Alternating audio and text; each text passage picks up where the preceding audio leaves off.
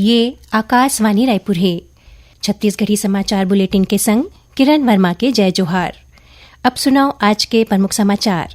भारतीय reserve bank नीतिगत repo rate में 25 आधार अंक के कमी करे है।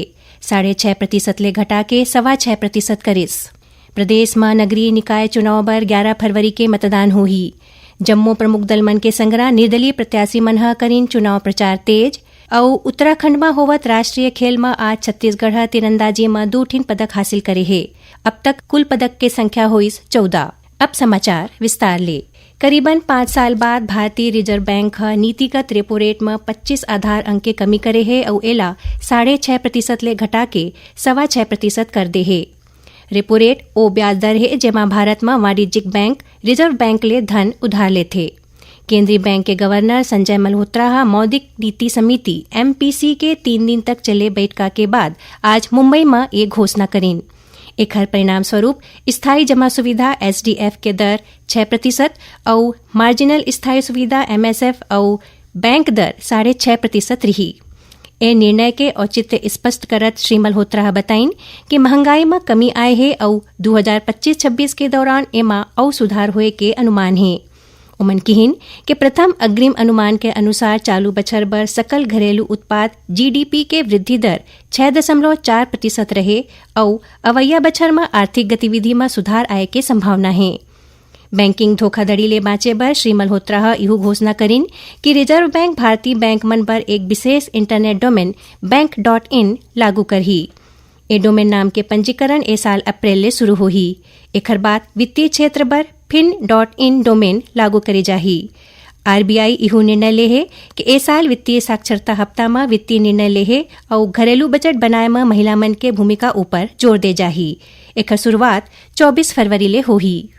प्रदेश में नगरीय निकाय चुनाव बर 11 फरवरी के मतदान होही। मतदान में अब करीबन 3 दिन बाँचे है। जम्मू प्रमुख दल मन के संगरा निर्दलीय प्रत्याशी मन अपन प्रचार तेज कर दे है।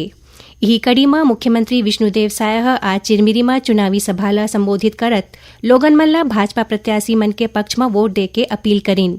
एकर पहली मुख्यमंत्री काली राजनांदगांव में विजय संकल्प सभा ला संबोधित करीन। ए मौका में ओमन किहिन कि अटल जी के नाव में भाजपा कोती ले तैयार करे गे अटल विश्वास पत्र के एक ठन वादा ला पूरा करे जाही। इस दौरान मुख्यमंत्री नगर निगम राजनांदगांव ले भाजपा के महापौर प्रत्याशी मधुसूदन यादव और जम्मू वार्ड के पार्षद पद पर भाजपा प्रत्याशी मन के पक्ष में चुनावी प्रचार करीन। सभा में विधानसभा अध्यक्ष डॉक्टर रमन सिंह, कैबिनेट मंत्री दयालदास बघेल, महापौर प्रत्याशी मधुसूदन यादव समेत दूसर वरिष्ठ नेता, पदाधिकारी और कार्यकर्ता मौजूद रहीन। दूसर कोती कांग्रेस के वरिष्ठ नेता घलो बहुत अकन जगह मन में चुनावी सभा ले के कांग्रेस प्रत्याशी मन के पक्ष में चुनाव प्रचार करत है।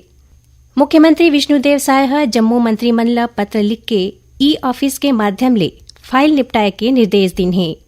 मुख्यमंत्री पत्र में लिखे है कि उखड़डहा ले सामान्य प्रशासन विभाग के अधिकतर फाइल ई-ऑफिस के माध्यम ले संपादित करे जाते। ओमन जम्मू विभाग और कार्यालय मन में ई-ऑफिस के क्रियान्वयन पर 31 मार्च तक के लक्ष्य दे है। मुख्यमंत्री किहिन कि जम्मू लोगन मन के कुशल मार्गदर्शन में विभाग मन में घलो ई-ऑफिस के प्राथमिकता के संग क्रियान्वयन करे जाए, जेखर ले फाइल मन के तुरते निराकरण हो सके। बिलासपुर SD में कलेक्टर के निर्देश में जिला में रुखराई के अवैध कटाई के मामला में SECL के CMD ला कारण बताओ नोटिस जारी करके 3 दिन के अंदर जवाब देबर कहे है।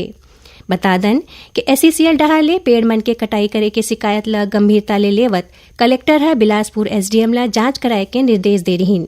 जांच में शिकायतकर्ता के आरोप ला सही पाए गिस। पटवारी जांच रिपोर्ट में 146 ले ज्यादा पेड़ के कटाई के पुष्टि करे है। छत्तीसगढ़ी समाचार बुलेटिन आप मन आकाशवाणी रायपुर ले सुनत हो। छत्तीसगढ़ के खबर ले है आपके वास्ता और खबर के विश्वसनीयता ले है हमार वास्ता। आकाशवाणी समाचार रायपुर के प्रादेशिक समाचार बुलेटिन के संगे संग हमार समसामयिक कार्यक्रम आप रेडियो के संग अपन मोबाइल में घलो सुन सकत हो। आकाशवाणी समाचार फेसबुक, ट्विटर और यूट्यूब में घलो हावय। हमार फेसबुक पेज हरे Chhattisgarh news on AIR, Twitter handle CGAIR news और हमार यूट्यूब चैनल हरे छत्तीसगढ़ AIR न्यूज। तो अब रेडियो के संगे संग आपके मोबाइल के माध्यम ले हम आप तक पहुंचत हन। छत्तीसगढ़ के हर खबर पर सुनत रहो आकाशवाणी समाचार। अब आगू बढ़बो माचे समाचार कोती। उत्तराखंड में चलत राष्ट्रीय खेल में आज छत्तीसगढ़ तीरंदाजी में 2 ठिन पदक हासिल करे है।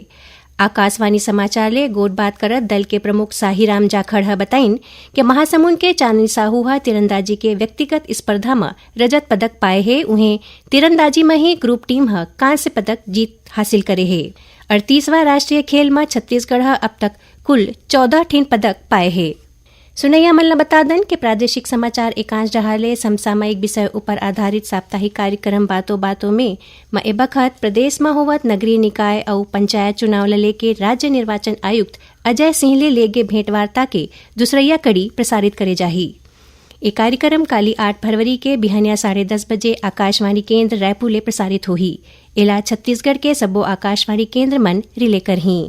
मुख्यमंत्री विष्णुदेव साय ले आज ओखर निवास कार्यालय में नेशनल डिफेंस कॉलेज के 18 सैन्य और सिविल सर्विस के अधिकारी मन के दल भेंट करिन। ए दौरान ओमन अपन अनुभव ला साझा करत किहिन कि छत्तीसगढ़ बहुत सुंदर प्रदेश है और नैसर्गिक सुंदरता, सांस्कृतिक धरोहर और समृद्ध जैव विविधता एला खास पहचान देथे।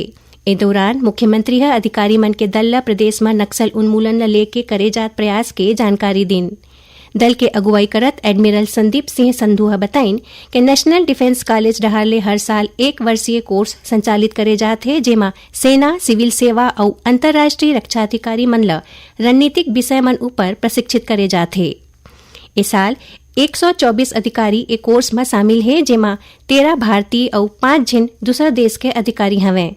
ए जम्मो छत्तीसगढ़ के सांस्कृतिक और प्रशासनिक मोर्चा ला समझे बर घूमे बर आए हैं। एकर पहली ए दल दंतेवाड़ा पहुंच के जिला में संचालित सामाजिक और आर्थिक उत्थान ले जुड़े आने योजना मन के अवलोकन करिन और जिला प्रशासन और पुलिस विभाग डहार ले करे जात प्रयास मन के सराहना करिन। अधिकारी मन गीदम स्थित डेनेक्स फैक्ट्री, कार्ली स्थित नक्सल पीड़ित पुनर्वास केंद्र और एजुकेशन सिटी जावंगा के घलो अवलोकन करिन। कोरबा जिला के दर्री थाना के अंतर्गत हसदेव नदिया में डूबे तीसरा युवक के शव घटनास्थल ले 6 किलोमीटर दूर दर्री डैम में मिले है। नगर सेना के जिला प्रभारी पीबी सिदार बताइन कि 3 दिन पहले 3 जन युवक दर्री स्थित हसदेव नदी में नहाए के दौरान डूब गए रहीन। घटना के सूचना मिले के बाद गोताखोर मन के टीम और एसडीआरएफ के टीम युवक के तलाश में जुटे रहीस। एकर पहली काली मझनिया 2 जिन दूसर युवक मन के शव घलो बरामद कर ले गे रहीस।